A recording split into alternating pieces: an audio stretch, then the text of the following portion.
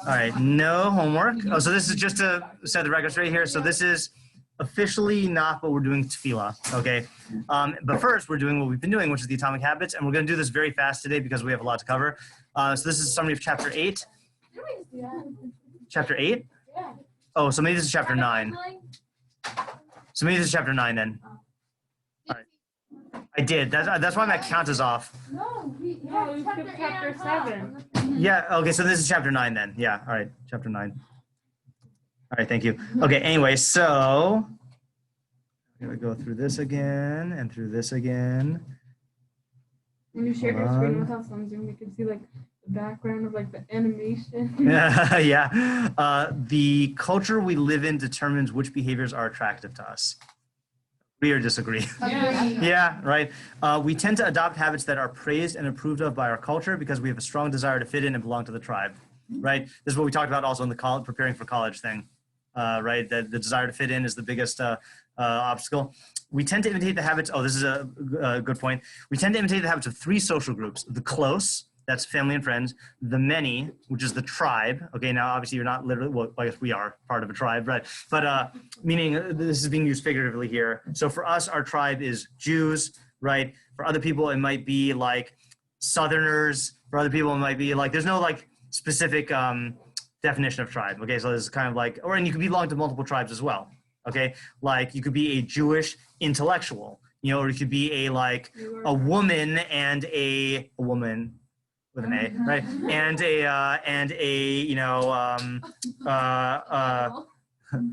someone who's ambitious, you know, so whatever. Oh, I guess that's the last category. And then the powerful, those with status and prestige. So these are the 3 social groups that we look towards for our values and our desires. Okay, now, here's the practical point. One of the most effective things you can do to build better habits is to join a culture where your desired behavior is the normal behavior, and 2, you already have something in common with the group. 2 things are one of the most effective things you can do to build better habits is to join a culture where your desired behavior is the normal behavior, and you already have something in common with the group. Now, can anyone think of examples of where people are trying to change their habits and they do 1 or 2 of these things? Support group, that's good, right? So their support group is say again? I said sorority. Yeah, sorority would help also, although I don't think you're really trying to change habits there, right?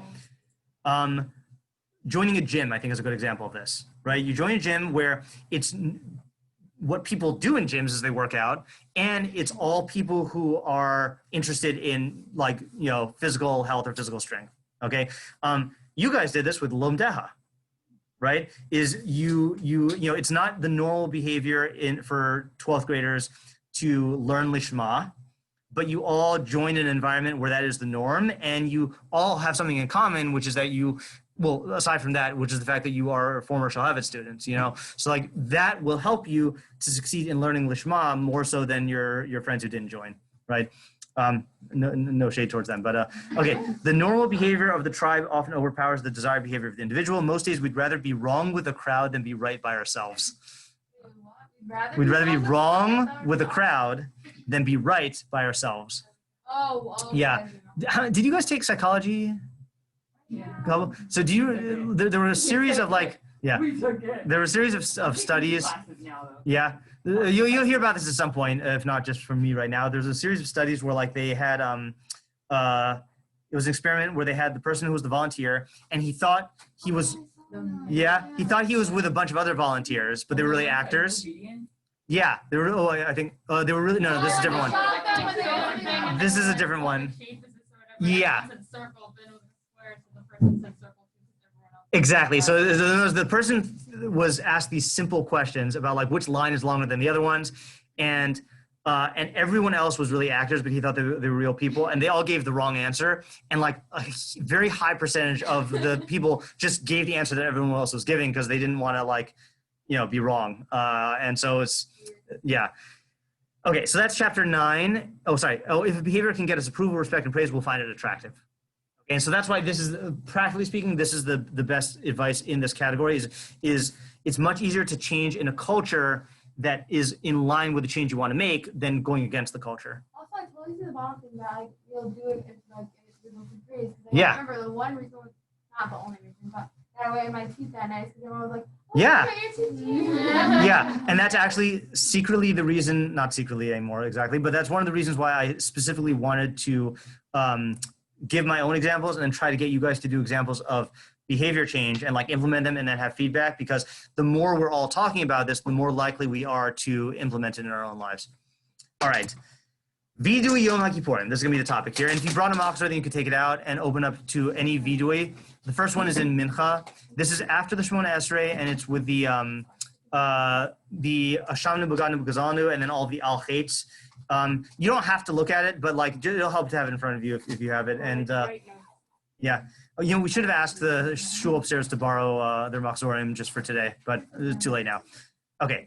So this was part of a much longer shir that I gave it to the class of 2019 at Shalhavit, and I added to it. And in that shir, I did everything in English. So that's why I'm not going to display the Hebrew, and it would take us too long anyway. So, okay, so this is, and we're not going to get out the Rambams, all right? What I'm going to do is I'm going to show you the mitzvah of Vidui and then the mitzvah of Vidui Yom HaKippurim. And as we go through these, be on the lookout for what are the differences. Okay, so mitzvah of Vidui. All of the commandments in the Torah, whether a positive commandment or a negative commandment, if a person violates any one of them, whether intentionally or unintentionally, when he does teshuvah and returns from the sin, he is obligated to confess before God. Blessed is he. Okay. And he quotes a pasuk. This refers to verbal vidui, and this vidui is a positive mitzvah. So when in the teshuvah process does vidui occur? We did this earlier. After, right? It's the very end where you say all the stuff that you did. Okay. Halacha 2. Oh, sorry. Or next paragraph. How does one do vidui? We read this also already last week. He should say, Ana Hashem, I beseech you, Hashem, I have erred, I have corrupted, I have rebelled before you, and I have done such and such. Behold, I have regretted and been ashamed of my actions, and I will never return to this thing. This is the essence of vidui. But the more a person engages in vidui and elaborates on these matters, the more praiseworthy. Now, what does he mean by this is the essence? What does that imply from a practical halachic standpoint? This is the halachic requirement, right? So seemingly, if you miss any of these elements, then what? Then you didn't halachically complete your vidui, right? Whether you're yotei or not is a good question, but you just certainly didn't complete it. Okay. I'm speeding through these because we've already done them, okay? But stop me if you have questions. All right. We also did this halacha. Even though teshuvah and crying out in prayer are always appropriate, they're even more appropriate during the Aseret Shemei teshuvah, and they are immediately accepted. As it is stated, seek Hashem when he is to be found, call out to him when he is close. To when does this apply to an individual? But for a community, anytime they do teshuvah and cry out in prayer with a whole heart, they are answered. As it is stated, which nation has a God like Hashem, our God, who answers us whenever we call out to him? And how do we explain that? Like, what makes Aseret Shemei teshuvah special? We're all together doing it, which in line with the James Clear we learned today. You're creating a community that supports the behavior of teshuvah. So it actually like will literally help you change habits because everyone's doing it, right? That's, you know, another one of the genius Torah moves, right, that Hashem had. Okay, all right, this is new now. Okay, we have not read this before, so let's take it slower. Yom HaKippurim is a time of teshuvah for everyone, for the individual and the community, and it is the last opportunity in the year for forgiveness and pardon for Israel. Therefore, everyone is obligated to do teshuvah and vidui on Yom HaKippurim. Okay, so right now what he's saying is that aside from the mitzvah of teshuvah and vidui the whole year round, there's a special mitzvah of teshuvah and vidui on Yom HaKippurim. Okay. The mitzvah of Vidui Yom HaKippurim begins on the eve of the day of Yom HaKippurim before one eats. Maybe he'll choke on his meal before he does Vidui. Okay, which is why, if you'll notice, when do we daven mincha on Erev Shabbos typically? Early. Very late on Erev Shabbos, right? Usually, most people, like most, you know, people on a normal non-corona year at least, right? They'll go to shul in their Shabbos clothes, daven mincha, do Kal B'Shabbos, and then do Mariv, right? But on Vidui Yom HaKippurim, you do it in the afternoon, the earliest possible time. And the halachic reason, which is an interesting one, is maybe you'll choke on your meal and die. You are eating. Why are you eating? Erev Yom Kippurim. Erev Yom Kippurim. It's a mitzvah to eat all day on Yom Kippurim, and the event that's tied to it is called the Suda Hamafsekes, right? Is your big last meal before Yom Kippur starts, right? So why don't we have that local person? So we you mean the mincha early part? No, We do. We have, but it's different because the Suda Mafsekas of Tisha B'Av is a Suda of mourning, and we eat only one cooked dish, and people have a minhag to eat an egg, and they sit on the floor. So it's interesting. It's the same title, Suda Mafsekas, but it has a different character to it. Yeah. Basic idea, by the way, why do we eat a lot on Erev Yom Kippurim? Like, what's the idea behind eating a lot? Right, but you can fast and do Teshuvah even without eating a lot, right? So you feel like you're like a contrast. Yeah. So one interpretation is to contrast, is to highlight the deprivation of food on Yom Kippurim. Another one is, and that's why the Gemara says anyone who anyone who eats on Erev Yom Kippur, it's as if they fasted on Yom Kippur. Now, don't take that literally. It doesn't mean that you can like eat on Erev Yom Kippur and then like, okay, I don't have to fast. Yeah, but it means that it enhances your fast by the contrast. That's one idea. Another idea I've heard is that technically speaking, you have a mitzvah of Oneg Shabbos and Oneg Yom Tov on every Shabbos and Yom Tov. So technically you should have Oneg Shabbos on Yom Kippur, but the problem is you can't eat. So it kind of gets displaced to Erev Yom Kippur. I've heard that explanation also. Okay, anyway, and even though he did Vidui before eating, he must do Vidui again on Yom Kippurim night, that's Mariv, and again at Shachris, and at Musaf, and at Mincha, and at Ne'ilah. Where should one do Vidui? The individual does Vidui after his tefillah, and the congregation leader does Vidui in the middle of his tefillah in the fourth bracha. So in your private Shemona you do it at the end, and then during Chazaras HaShatz, it's in the middle bracha. Okay? Familiar with this from life? Okay. The Vidui that all of Israel is accustomed to do is Anachnu v'avosenu chatanu. Oh, sorry, Anachnu chatanu. I think we say Anachnu v'avosenu chatanu. So this is in the, if you look in Asham News, I think we say this towards the beginning of the Asham News. Is there a phrase that looks like this? Before Asham News, there's Elokeinu and it ends. Anachnu v'avosenu chatanu, right? And then that's when we start off the whole Asham Nu'Bagan V'Dano, and then all Chet.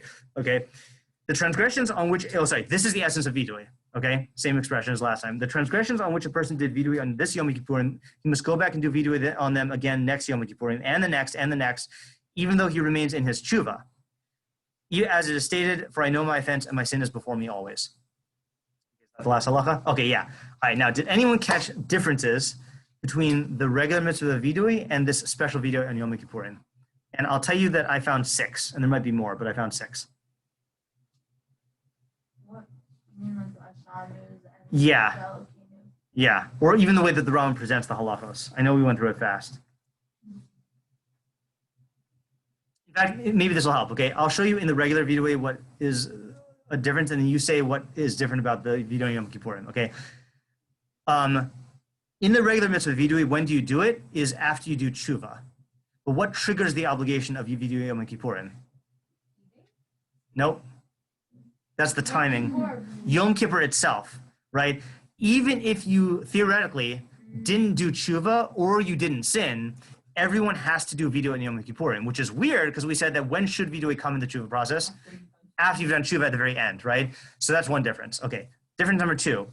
Oh, actually, I guess that's different number 2. Is 2, it's done once. You do Vidui once per Chet at the end of your Teshuvah process. But on Yom Kippur, how often do you do Vidui? A lot. You do it 6 times each Yom Kippur, and not only each Yom Kippur, but going forward, you have to do Vidui every year in the future on those same sins. Okay, whereas this Teshuvah, let's take an example. Like, let's say you ate a cheeseburger, right? So you do Teshuvah, you do Vidui once, and then you're done. But the Vidui you do in Yom Kippur, you got to do every year, no matter what. Essence of Vidui, okay, includes the phrase "Eini chozer ladavar zeh," I won't do it again. But what is conspicuously missing from all of the Vidui in Yom Kippur? I won't do it. You don't say, if you think about it, if you read through the Vidui, you don't say, I'll whatever, and I won't do it again, right? Or on the chet that I committed through like food, I won't do it again. You just don't say I won't do it again. The regular mitzvah Vidui is stated, Chatasi avisi pashati, right? I sinned, I did wrong, and I whatever. And the other one is first person plural, Chatanu. Hashem knew, but God knew, right? It's in the plural. Regular Vidui is said only on sins that you actually commit. Right, but the mitzvah on the Vidui and Yom Kippurim, you do Vidui on sins that you haven't done. Now, if you look through the list of all chates really quickly, just give me examples of sins that probably the people in this room have not done.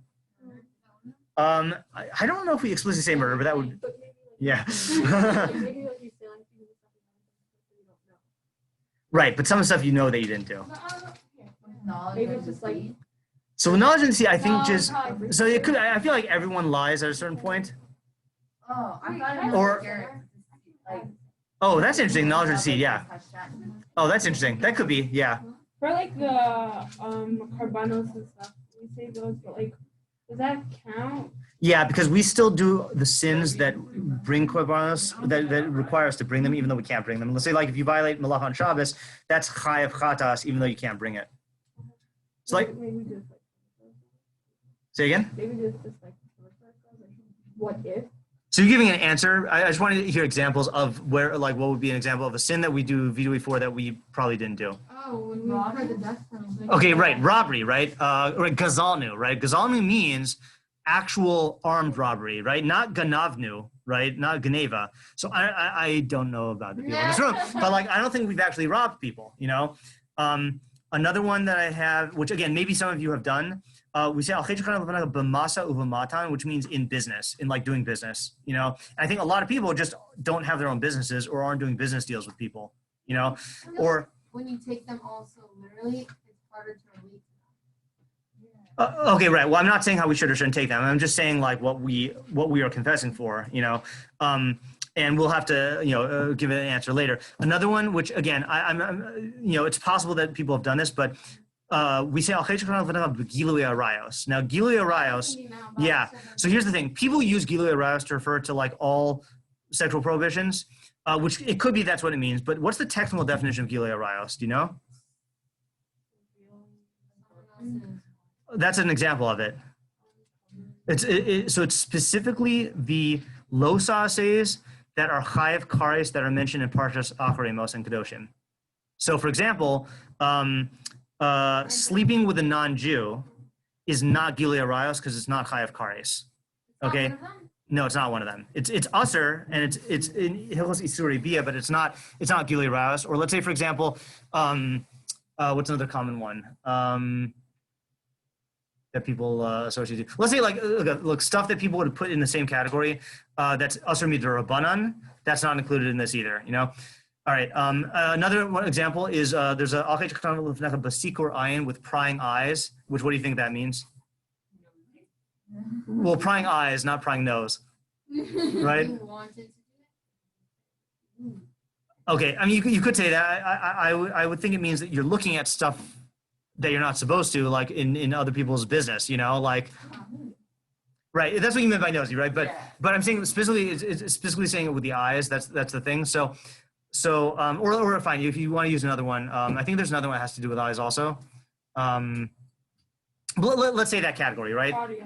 Haughty eyes, right? Okay, yeah. All right. Now you could say that these things are not literal. Haughty eyes is certainly not literal because that's really referring to haughtiness. But the prying eyes, I think there are those who interpret that to mean like looking at stuff that it's usher to look at, you know? Now, what if you're blind? Right, you can't look at stuff. Right, exactly, right? So this is my question though, right? Is that you could interpret all of these metaphorically, okay? But, you know, the whole thing of vidui is being very specific. And I think you're going to at least find a couple of these that you don't actually do. And the question is, why do we say them?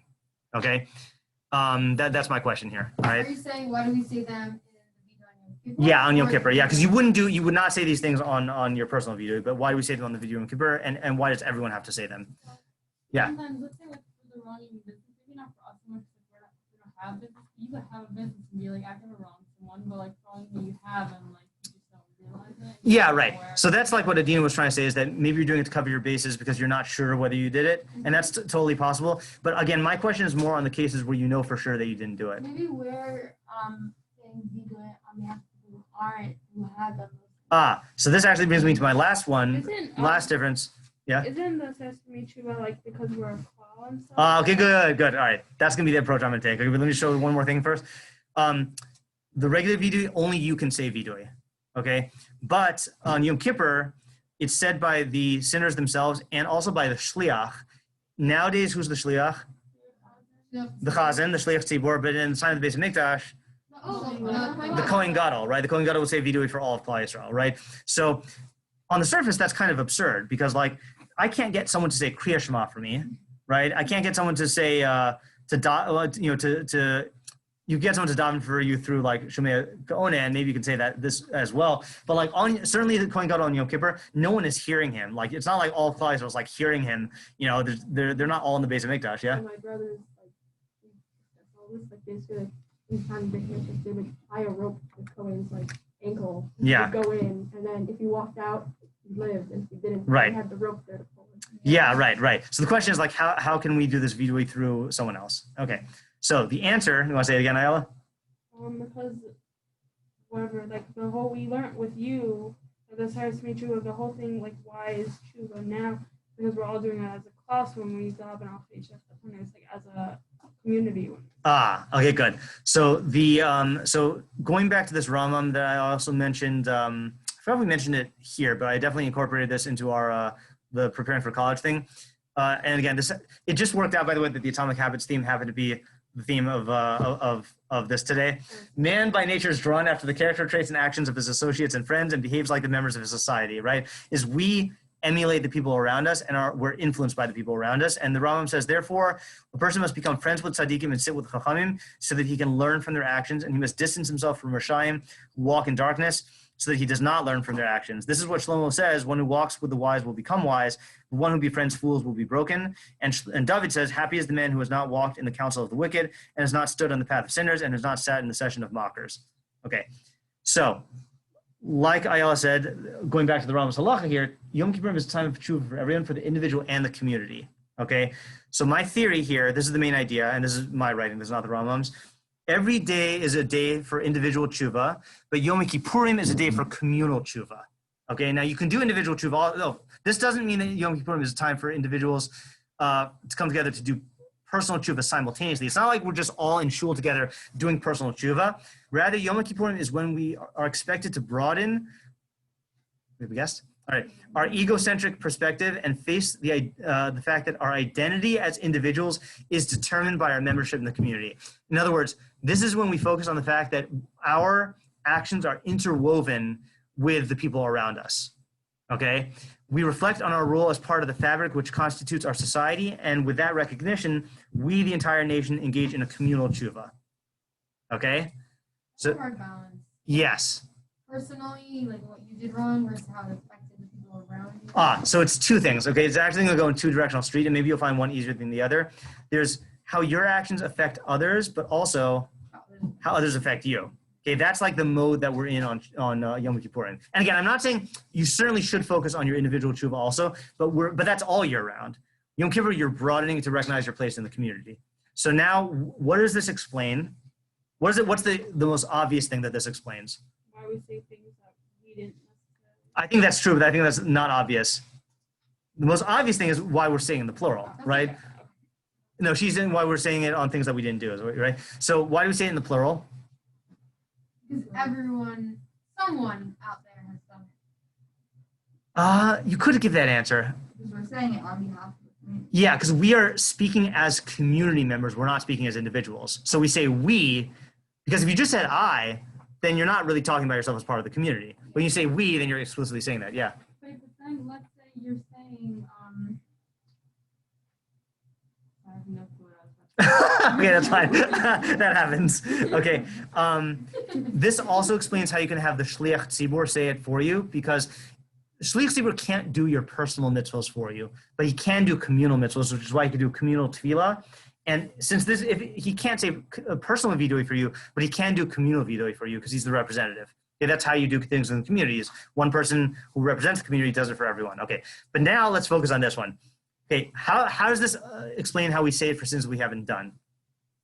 You could potentially have paused sinning. Okay, good. You made it okay, quote unquote. Yeah, sin. exactly, right? In other words, your actions create the community, which makes other people's actions possible or likely or necessary. And I'm going to walk you through, I wrote this out as part of when I was writing of this idea, just to walk you through three of the examples I mentioned, just to show you how you should think of each of the halachos. Okay, so, first of all, a summary, okay?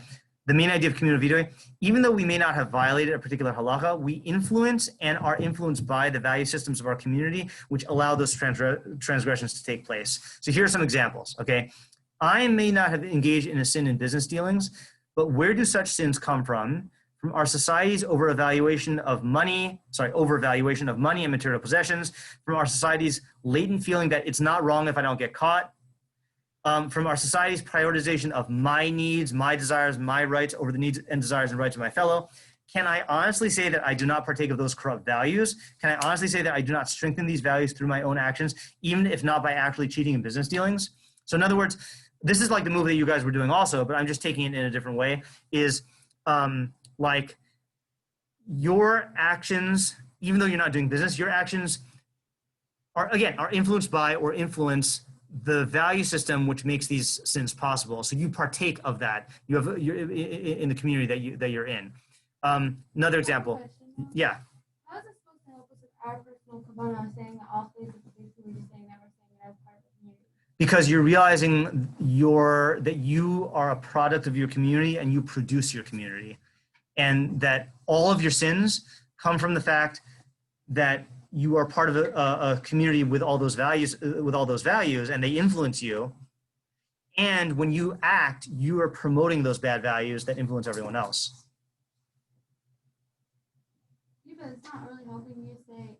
Then you can just also have the attitude of, oh, if I don't really do this right, or if I don't really repent, then it's fine because it's just on our community, so the community. No, opposite, right? How is it the opposite? And you play a role. You play a role in the community, right? By you carrying on these values, then you are allowing these things to happen in the community. Not just the values, but like saying this thing. I thought we were like learn how to say it and how to kavanah while you're saying it in shul. So Yes, and so that's what I'm trying to supply here is what the kavanah is. That's why I'm spelling out the kavanah that we're having when we say these things. Let me go through two more examples, maybe become clear, and then if not, then you'll tell me. I may not have engaged in a sin of sexual immorality, but what is the source of the sins? It's our society's elevation of sexual pleasure and fantasy as ends to be desired in and of themselves, right? I think we can all agree America is like a little like bad when it comes to like the value systems there. From our societal failure to recognize the value of kedusha, which you guys I'm sure have talked about kedusha in certain classes, rising above your animal tendencies, and our laxity in promoting behaviors which strengthen the value of kedusha in our communities. The fact that like we could be doing more to like go against the American trend and the American morality of sexuality and try to promote the Torah's view. From our society regarding other human beings as tools and objects for our gratification, rather than seeing them as fellow Tel Elohim citizens with the same values as ours. That's another thing is so many sins that have to do with Gilui Arayos come from treating the other person as an object of pleasure, not as a person, okay, like objectifying someone else. Can I honestly say that I am not influenced by these perverted values? Can I honestly say that I do not actively promote these values in how I talk, speak, and think about sexual matters? For example, I don't know if this is true in your age on social media, but I know in like old people Facebook world, whenever I see a woman post a picture of herself, inevitably what happens? Gorgeous, stunning, you're beautiful, all this stuff. And now clearly the reason why they're doing it is that happening to you guys social world? Yeah, you know. And like, I can't, and I'm not, clearly the people who are saying that have good motives is they want the person to feel good about themselves, but I can't help but notice that like guys don't do that, or at least the guys that I see on social media don't do that. And like, what does it do? What kind of environment does it create? It creates this environment where like the praise that you're getting is just about how you look, you know?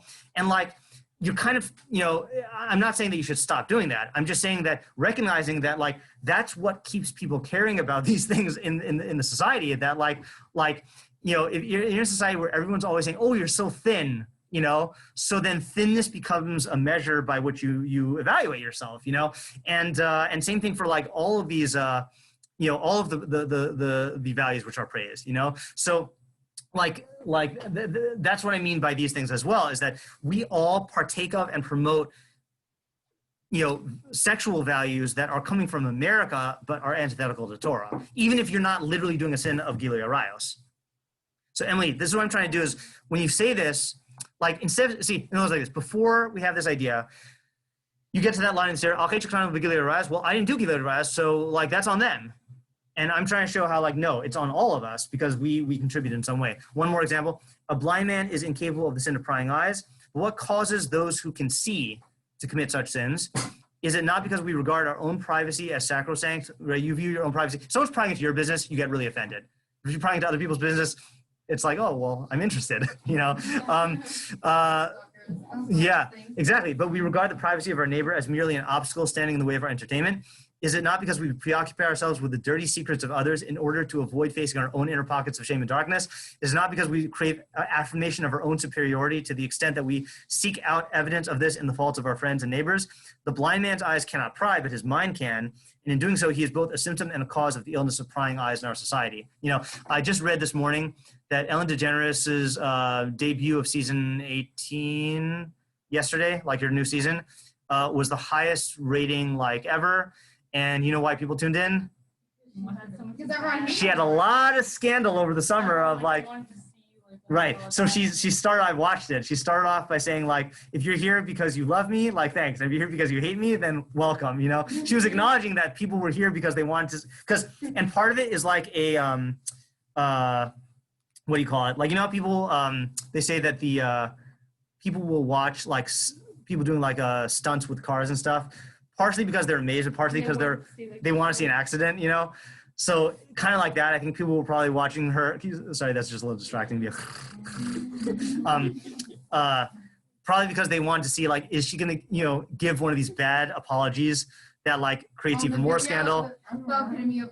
Exactly. Yeah. So, reacting to the apology. Right. So this is the approach. This is my understanding of the approach that we should take in these halachos. Is like, certainly if you did the sin, then this is a good time to focus on your own teshuvah for that sin. But if you didn't do the sin, reflect on how do I contribute to these values in our society, and how am I affected by the values, even if I hadn't gotten to the point where I sin. You know, like let's say I haven't stolen, right? But why do people steal? They're not happy with what they have. Good. That's a good example. And is that true of us? Yeah, right? We have those moments also, right? We just haven't gotten to the point where we're so unhappy with what we have that we take it from someone else, right? Or what's another reason people steal? Power, right? It could be an exercise of power over someone, right? Yeah, what were you going to say? Peer pressure. Could be it's easier. Like, I don't want to work hard for something if I could just take it. Why not just steal it? Yeah, exactly, right? So all of these things are things we partake of. And I think if you think about each of the halachos this way, you see them a lot more deeper and broader, and you see how they apply to you. So this is a quote that I had. So I actually just recently reread this novel. There's a novel and a movie called Cloud Atlas. Weird movie, either love it or hate it. But there's a line in it by this one character, and I think of this every video. So she says, "Our lives are not our own. From womb to tomb, we are bound to others.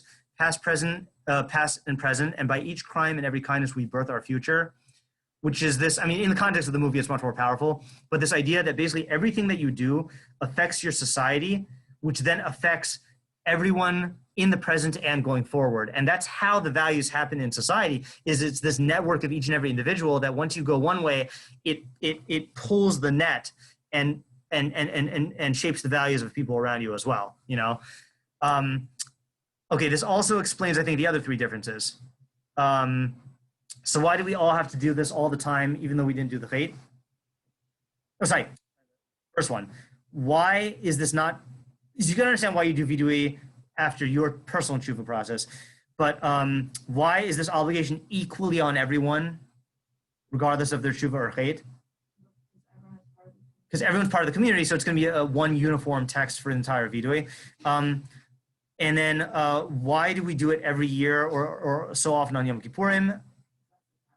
That is the time of communal teshuvah, right? So it's part of the, see, that's the thing, is it's part of the Kedushas Hayom. It's part of the theme of the day to do teshuvah on communal sins. Your personal teshuvah is not tied to any theme of the day. That's an everyday phenomenon. And then the essence of the vidui, why aren't you saying, I won't do it again on the vidui of Yom Kippur? It's not I, it's we will do it. Exactly. And why don't you say we won't do it again?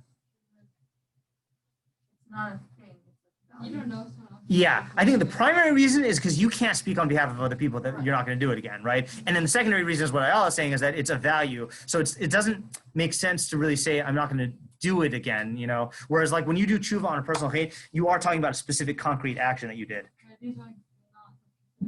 Exactly. Yeah. Now you're not supposed to like. Yeah. Can you repeat why you repeat it even after you've done Teshuvah? You say it every year.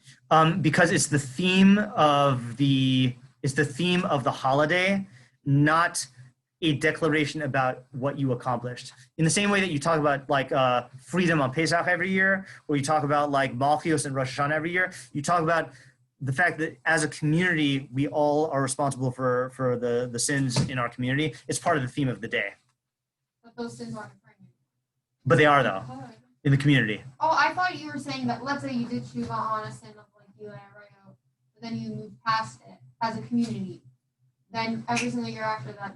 Oh, so I don't think that's what the Rambam means. Oh, Yeah. Okay, so that's my understanding of the Teshuvah Yom Kippurim and the Vidui Yom Kippurim.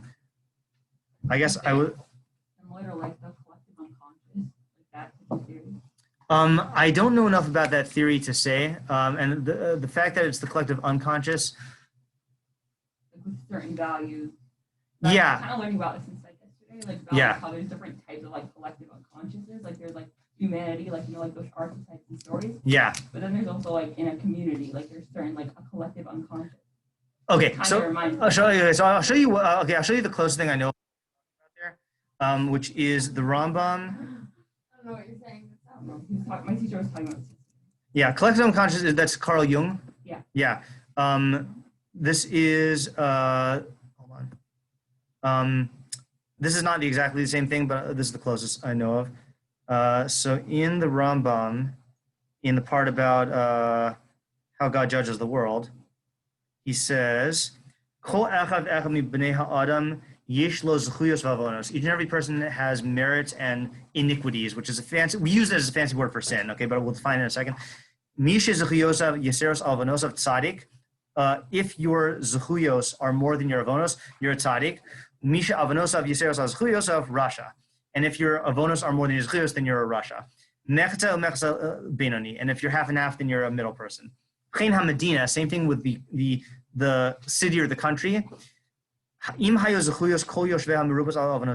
their merits are greater than their demerits, then it's a righteous community. If there's more sins, more iniquities, then it's an evil country. Same thing with the world. Okay, so you can understand how individuals have merits and demerits, right? But what does it mean for the country or the world to have them?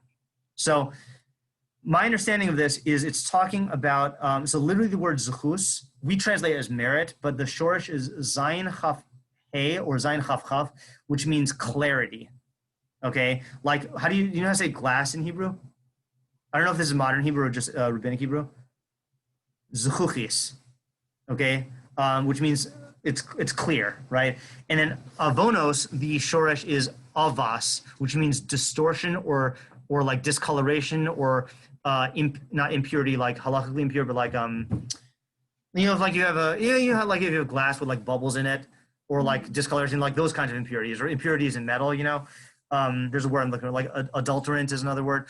So what it means is that each of you has in yourself certain qualities, either midos or like intellectual qualities that give you clarity in your perception of reality, and you have certain qualities which make your view of reality distorted.